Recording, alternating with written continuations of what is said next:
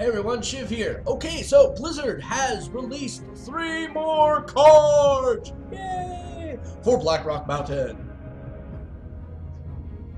And they're dragons! Yeah! Thank you, Blizzard. Like, you heard my message. Show me some fucking dragons, because right now I'm not impressed.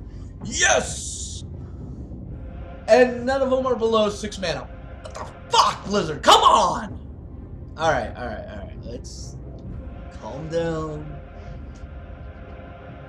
I am a little disappointed, alright? In a previous video, I made a statement about the Corruptor where I basically said it was a worse flame elemental, very situational. And until I see more dragons in the game that I feel are a little bit more viable and can actually be usable without so much the fear of aggro just running rampant all over it, I'm not going to say it's a good card. And in all honesty, I thought it was kind of crap. Now, they're showing me more dragons, so I may have to reevaluate that, ladies and gentlemen. You know what? That's the great thing about an opinion. You yourself having one is fine. Being wrong about it and admitting when you're wrong about it is another thing. If I'm wrong, cool. But again, let's take a look at it and let's figure this out. Alright, so the first card we have, the Volcanic Drake. 6 mana for 6/4. Cost 1 less for each minion that died this turn. This is not a new mechanic. Matter of fact, we saw this the previous episode with Dragon's Breath. Now, they put that same mechanic on a minion. Okay, this is actually a kind of cool concept. I like it. I can see a lot of different ways you can use and abuse this. By the way, rogues have a field day. Paladins have a field day. So there's definitely going to be a lot of really cool scenarios. I do think that Doomsayer is a really cool tech to get this guy out early. All right, because read the wording of it. But again, you're talking about turn 3, killing at max what? 3, maybe 4 if you're lucky minions, and then this guy is going to come down for 2. That's a very, very unlikely Magical Fairy Christmas Land scenario. Against Shaman, ironically enough, that scenario gets a little bit more validity, but not as much. And yeah, against Paladin post Muster for Battle, if they're not following it up with, say, a True Silver Champion, yeah, you get some validity on that as well, but not really. No, sorry. It's a card that's basically going to reward you for more tempo plays, and if you can make a lot of tempo plays, like you have to trade your entire board to get rid of his board. Oh, that sucks, but hey, at least you get a 6/4 out of it, right? Completely ignoring the fact that when Bomb Lobber comes down, it's going to kill this without much effort. So yeah, there's that counter argument there, I guess. But it's still a cool card. I definitely see some huge arena values in this card. Because it's common, definitely some huge arena values. Oh my god. I like the card. I am a little disheartened that it is technically 6, but arguably you could do it cheaper, I guess. You could, in theory, get it out on turn 4. Most likely it's going to just come down turn 6. And there comes the other interesting aspect. There's right now a couple really good 6-drops in the game. Shaman, you have your Flame Elemental. And then for the most part, it's Sylvanas and Piloted Sky Golem. Now, Sylvanas is never going away. Accept this, folks. She's here to stay. She's just a badass. Piloted Sky Golem is a very, very sticky and annoying minion. And a lot of people love that card, myself included. It's a great card. Same stat line as this. The only difference is that when it dies, which is easy to do as we have learned, you get something else because of it. Now this, not so much, okay? Yes, you could get this down cheaper. Yes, let's acknowledge that. But is it going to be as impactful as a Piloted Sky Golem? Well, then you look at cards that have the synergy. Oh my god, Shiv, are you segueing to the Corruptor? Fuck yes, I am segueing to the goddamn Corruptor. At that point, yes, there becomes a little bit of validity. Hey, look at that. Boom, I killed that. Blah, blah, blah, blah, blah, blah, blah. And, oh, look. Boom.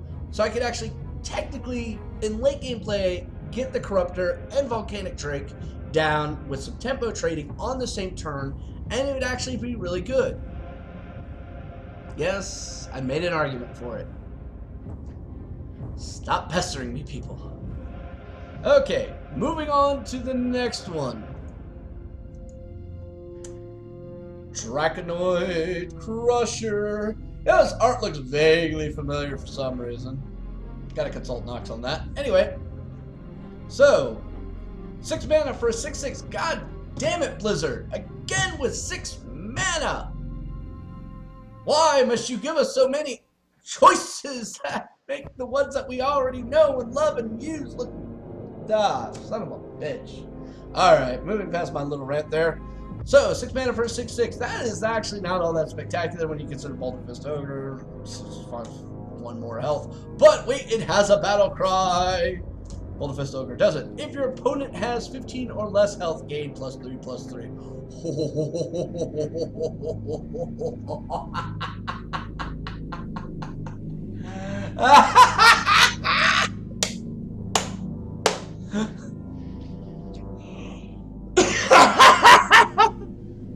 Okay, I'm sorry. That's actually fucking amazing if you really think about it. Okay, it's common, so let's get the arena portion out of this card out of the way first. Hi, you've been playing a good game, you've been rushing down your opponent, congratulations! Have yourself a 9/9 on turn 6! Yes, because nothing says crushing your opponent and just, soul crushing them permanently to where they alt F4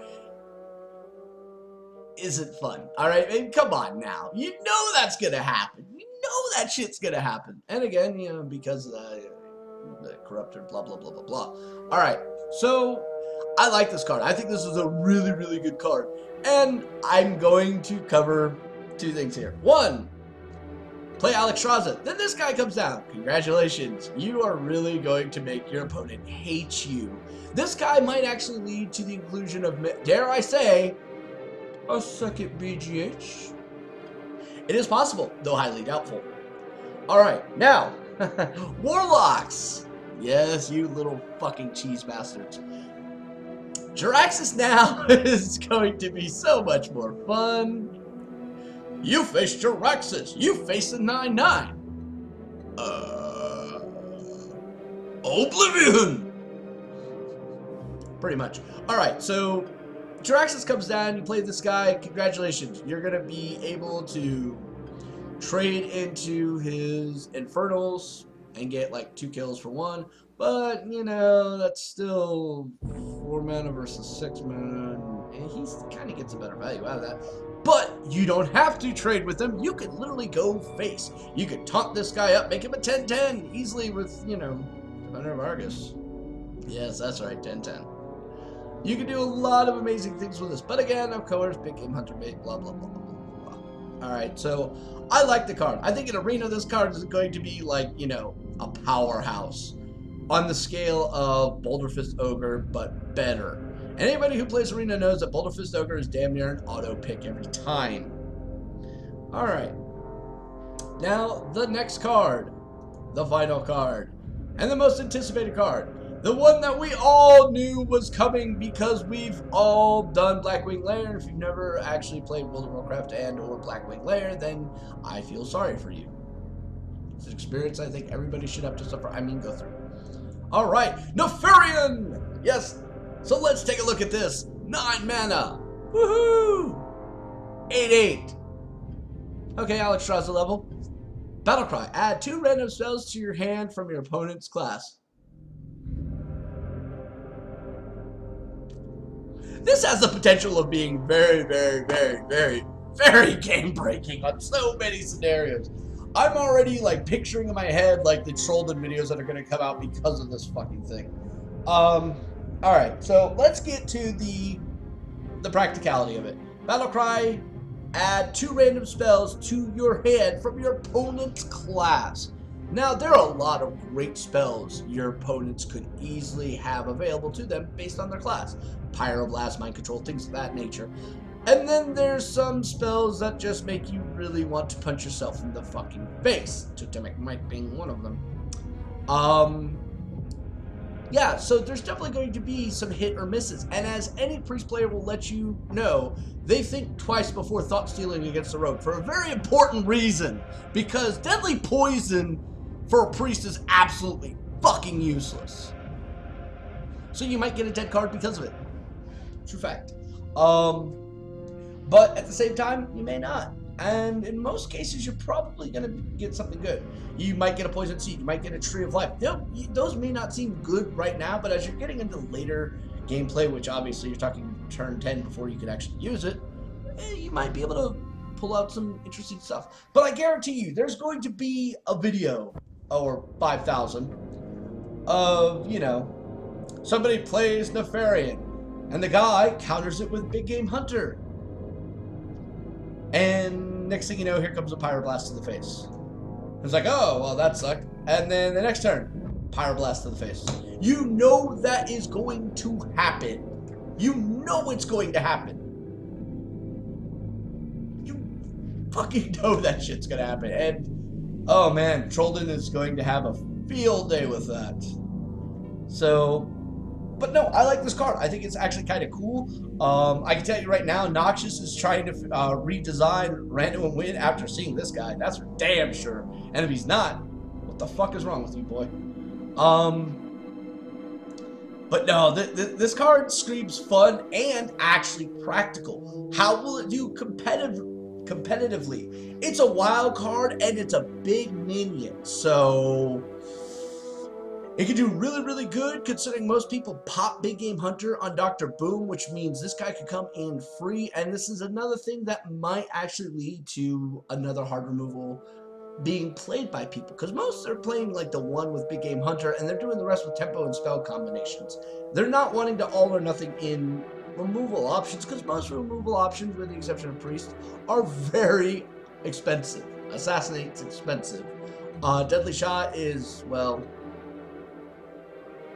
hit or miss. But Hexes, and Hex is actually a really good answer to this. Polymorph, 4 mana, yeah. But we may actually see more of these coming into the game. And it was one of the concerns I had about dragons, because I knew there would be more big body dragons coming out, and I knew there was going to, with the increasing bulk size of the attack, the desire to have more than one Big Game Hunter is going to become irrelevant. So that is always a concern for the player base. But other than that, this is actually kind of cool. I'm looking back at this. I'm looking at some of the other Dragon Synergy cards now, applying to it. I could see a lot of value in them. I honestly could. I could see a lot of value. And I'll even go as far as to rescind my garbage status of the Corruptor. I still think it's situational, and I still think most likely dragons are probably going to end up mostly in the realm of druids, which I find really weird, by the way. But I think that we might be looking at a very interesting shift in meta design. No matter how I try to look at it, no matter how I try to be pragmatic about it, it's getting pretty apparent that meta shift is definitely coming with Blackrock Mountain. Thank God it's going to be pieced out over 5 weeks. That's all I gotta say on that. Alright, so, as per usual, in the comment section below, you know, where people troll the fuck out of me, go ahead, tell me, which card did you like? How are you gonna use it? Let's see what you can come up with. Show me that creativity, Hearthstone. And of course, you know, if you want to argue with me, just go right ahead and start typing. Other than that, I can't wait for this. April 2nd, it's coming. It's coming soon. We're probably going to have more card releases and leaks coming out in the next few days, just like Blizzard has been known to do. We seriously have, what? 7 days.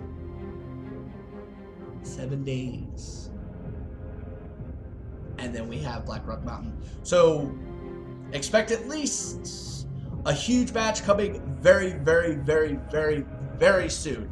If they do it like they've done any other of their card release sets, they piecemealed us along to a certain point and then they blew out the rest in one fell swoop. So we may have 1, 2, who knows how many more of these little videos I'm going to be able to do for you guys. But just remember, once these are done, then I get to work on the boss battle strategies and the heroics and all that stuff. Come on, if you guys remember anything from Curse of Naxxramas when I did that, you will expect the same thing here. So, till next time, keep your hopes up for lower cost dragons, pray to RN Jesus, and have yourself a great night or day, depending on where you're at. And remember, it's a game, people. It's just